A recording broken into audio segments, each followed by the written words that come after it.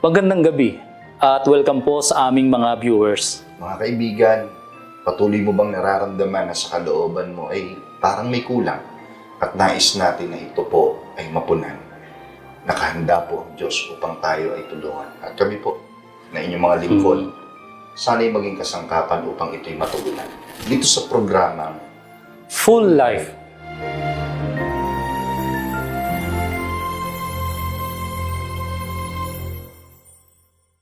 Good evening sa aming mga mahal na viewers.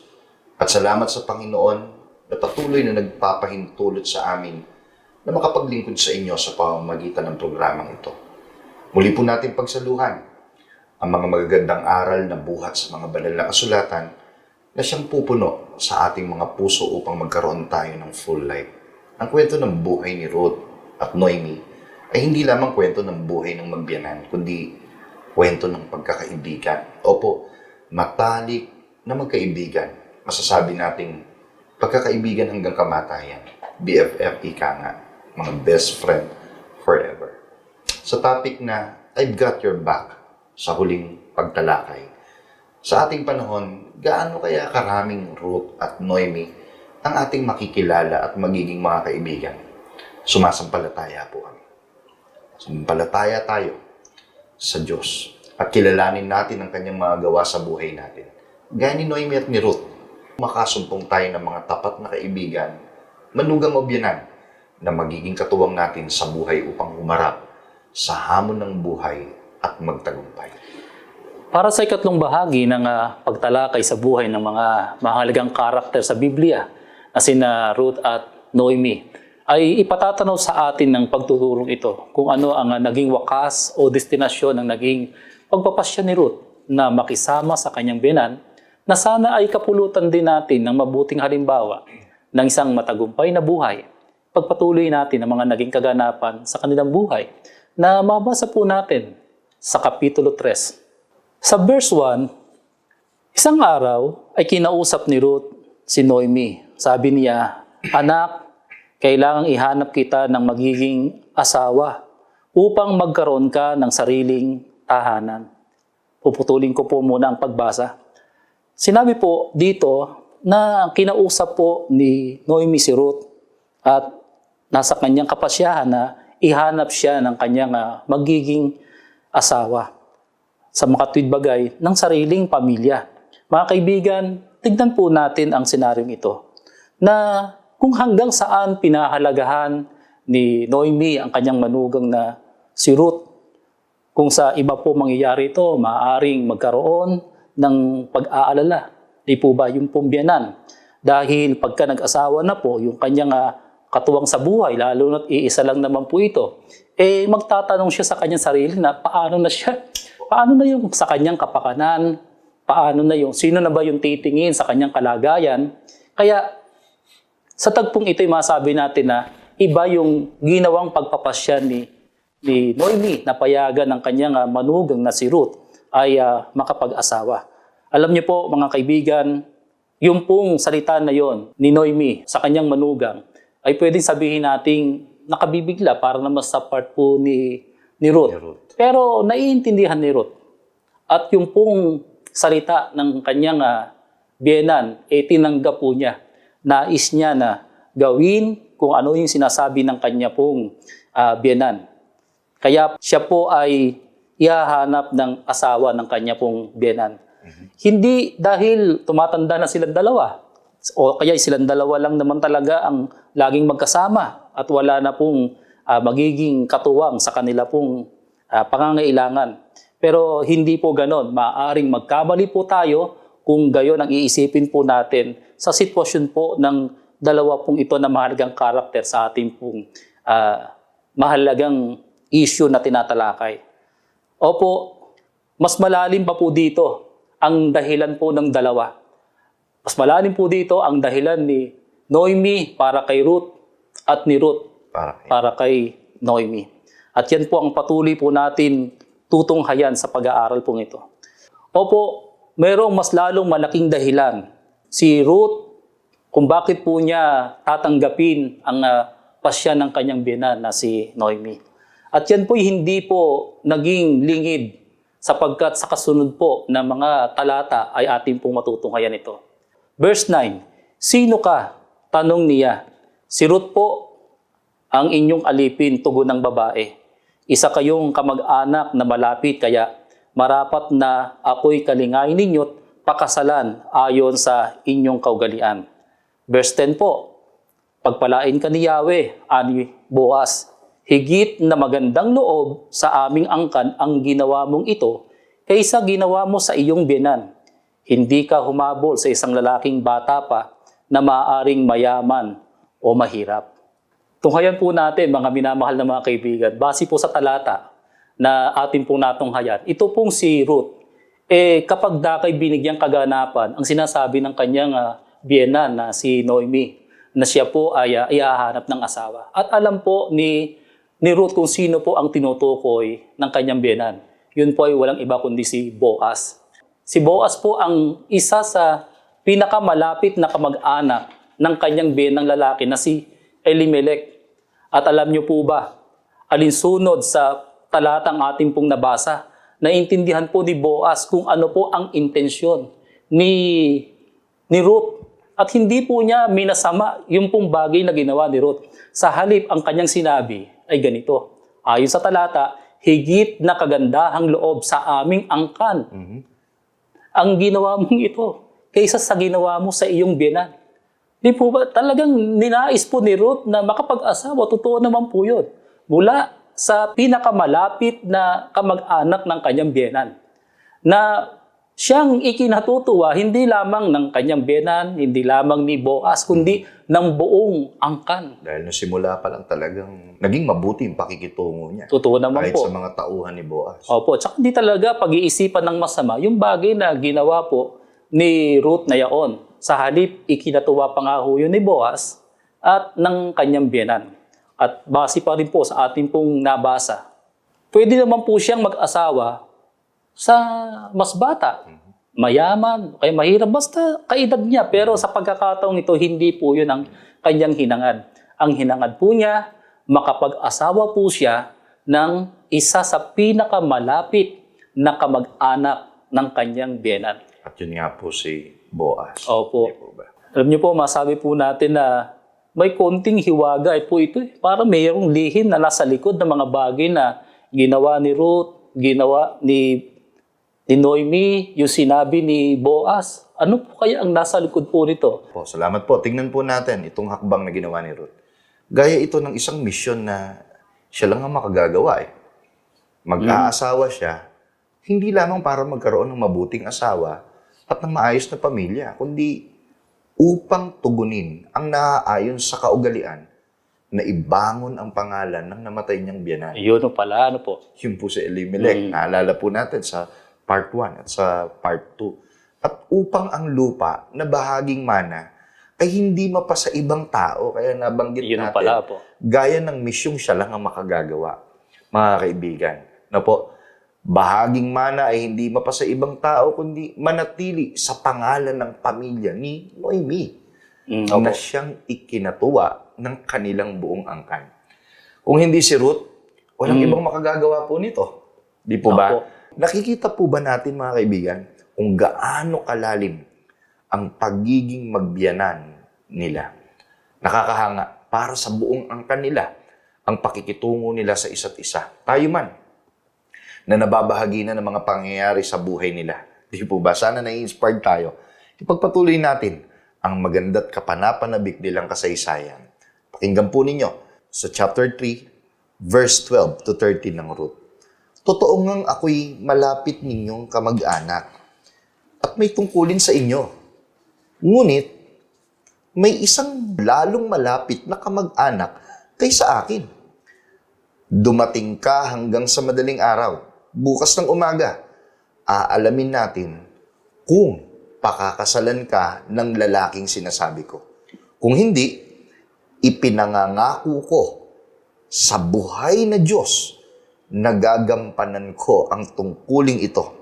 Hala, matulog ka na. Ito po talagang masabi po natin na nagpakita po ng katapatan si Boaz kay Ruth.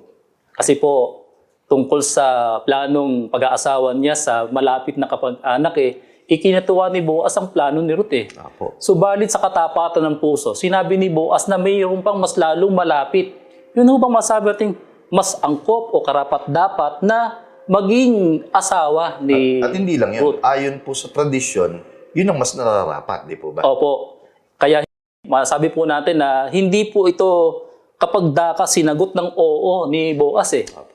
Kumbaga sa panahon po natin palay na po yung lumalapit sa manok eh. Opo, Ano? totoo po yun. Kaya maaaring samantalahin ito ng ibang tao. Pero alam niyo po, hindi ganun si Boaz. Iba siya. Opo. Sinabi po ni Boaz na meron pang mas lalong malapit na kamag-anak na karapat dapat na magpakasal kay Ruth. Kaya humakbang po si Boaz upang malaman kung magagawang pakasalan siya ng pinakamalapit na kamag-anak ni Ruth ayon sa kaugalian na po, kanila ayon na sa kaugalian. sinusunod. To make it short, hindi magagawang pakasalan si Ruth. Opo. Noong pong sinasabi po ni Boaz na yung mas lalong angkop o may karapatan na maging asawa ni Ruth. Dahil may pamilya na ito at may mga anak. At sa kaugalian po nila ay hindi po mabuti ito. Kaya ipagpatuloy po natin, mga kaibigan. Sa chapter 4, verse 10 to 17. Ito po nakasulat, mga kaibigan. Kaugnay nito, magiging asawa ko si Ruth, ang Moabitang balo ni Mahlon, upang manatili sa angkan ng namatay ang mga ari-arian. Opo. So, yun po talaga, iniingatan talaga yung tradisyon eh. Sa pamamagitan nito'y mananatiling buhay ang kanyang pangalan sa hanay ng kanyang kamag-anakan at sa kanyang bayan. Inuulit ko, saksi kayo sa bagay na ito. Yun ang sinabi ni Opo. Boaz, di po ba? Napangasawa nga ni Boaz si Ruth at iniuwi sa kanyang tahanan sa kapanahunan. Pinagkalooban sila ni Yahweh ng isang anak na lalaki, siya'y tinawag nilang Obed. Balanay, sinabihan nilang nagkaapo ng lalaki si Noemi. Si Obed ang ama ni Jesse na ama ni David. Opo, sa pagkakataon yun, masabi po natin kasi na ito pong si Noemi, matanda na. Opo. Yung ari-arian niya, mawawala sa kanya kasi babae po siya. Kailangan po May magpatuloy. lalaki. Opo, meron pong isang lalaki na siyang magpapatuloy nung pong ari-arian na yon sa kanilang angkan. Dahil kung walang lalaki na gagawa po nito, mapupunta po sa iba yung pong ari-arian na yon. Opo. Ito po yung naging pagkakataon naman na si Boaz po ang tumugon po doon. Tinubos niya po ito mula sa isang masabi nating mas lalong may karapat dapat na maging asawa ni Ruth.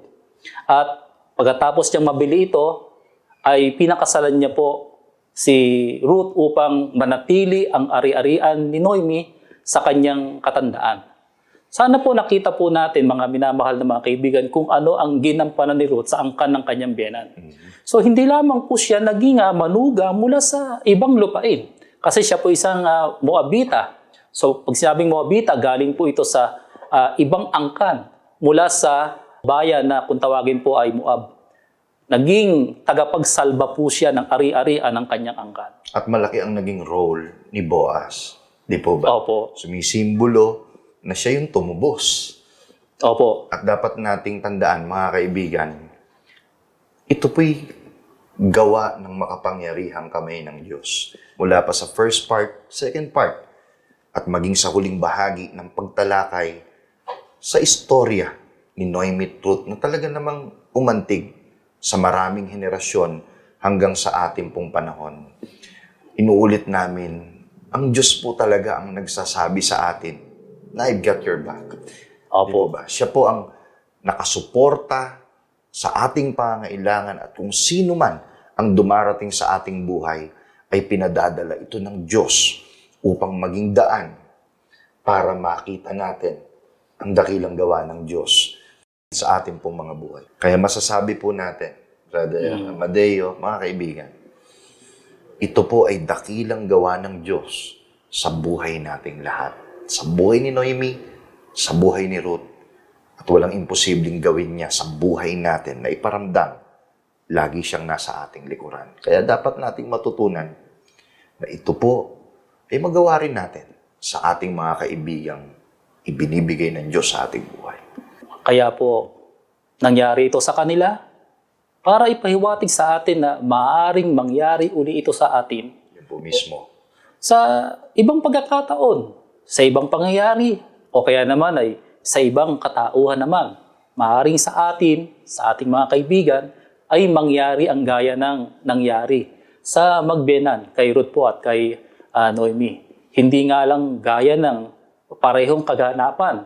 Pero kung meron man pong ibang mukha ng pangyayari, tinitiyak po namin, papangyayarihin palagi ito ng Diyos kung ang tao po ay kumikilala at sumasamba sa ating Panginoong Diyos at sa ating pong buhay ay maaari nating maranasan ang kapangyarihan ng Diyos gaya ng nangyari sa magbiyanang ito na tinatalakay po natin hanggang ngayon. Mga kaibigan, hindi sagwil sa pagsasama ang anumang lahi na pinagmulan ng sino man. Napakahalaga po nun. Na makakasama po natin sa buhay. Hindi po issue kung saang bansa siya nagmula. Anong kultura ang kanyang itinataguyod. Ang issue ay kumikilala ba siya sa Diyos? Kumikilala ba ako sa Diyos? Gaya ng nangyari kay Noemi at Ruth. Si Boaz at si Ruth naging mag-asawa. Pero hindi nagbago ang kanilang pagkilala at pagsamba sa Diyos. Sila ay pinagkalooban ng Panginoon ng anak na lalaki na pinangalanan nga po sa Biblia na Obed. Na itong Obed na ito ay ama ni Jesse na ama ni David. Ito pong si David hari ng Israel. Opo. Kaya naging napakamapalad ang naging kalagayan ni Ruth nang siya'y sumampalataya at tanggapin ng Diyos na kinikilala ng kanyang biyenan. Napakaganda po nung inihalimbawa ninyo, Brother Amadeo. Hindi Opo. hadlang ang kultura, di ba? Lahi. Opo. Kasi pinatunayan yon nung binanggit ninyo nang ipagpala po si Obed na yun naman ang pinagmulan ni Haring David. Opo. Mga kaibigan, totoo po. Pag kamay ng Diyos ang kumilos, kahit anong lahi ka man, magkakaiba man tayo ng bansa, di ba? Opo. Na kinaroroonan. Gaya ni Ruth. Iba siya eh. Iba yung kinaroroonan niya. Walang imposibleng gawin ng Diyos ito sa ating panahon. Na tayo sa isa't isa ay magkatulungan, maging magkaibigan, magkaalalayan, hindi lang sa material na mga bagay. Ang mensahe ng pagmamahal at suporta mula sa inyong mga kaibigan ay isa po sa mga yugto ng kwentong ito na nagbibigay inspirasyon sa maraming henerasyon at hanggang sa kasalukuyan. Ang significance o kahalagahan ng kwentong ito ay hindi lamang, nabanggit ko na, sa pagtanggap ng suporta ni Noemi kay Ruth upang matugunan ang mga pangailangan niya sa buhay, kundi pati na rin sa pangingibabaw ng pangakong I've got your back, na ang inihahayag ay ang matatag at tapat na pagkakaibigan. Yan po ang una. Hindi nagbago ang samahan sa gitna ng mga pagsubok at kahirapan. Pangalawa po, ang pagpapalakas ng loob sa isa't isa. Pinakita ni Noemi ang kanyang katatagan nang akayin niya si Ruth tungo sa isang walang kapintasang pananampalataya. Ikatlo, ang pagliligtas at gabay ng Panginoon.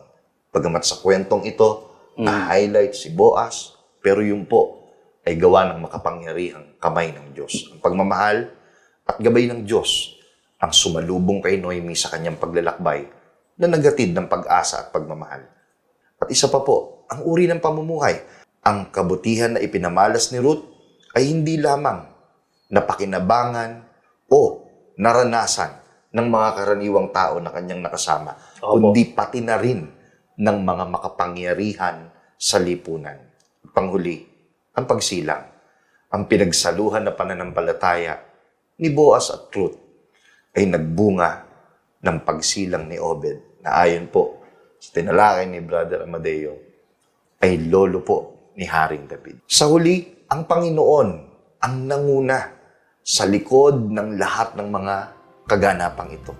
Hindi lang sa kwento ni Ruth at Noemi at Boaz, kundi sa mga kwento natin na na-inspired ng pangyayaring ito, na hindi tayo dapat magduda at handang maglingkod sa isa't isa. Ito ay paalala na kung ang Diyos lamang ang ating gabay, tiyak na magtatagumpay tayo sa buhay. Mga kaibigan, magandang gabi po.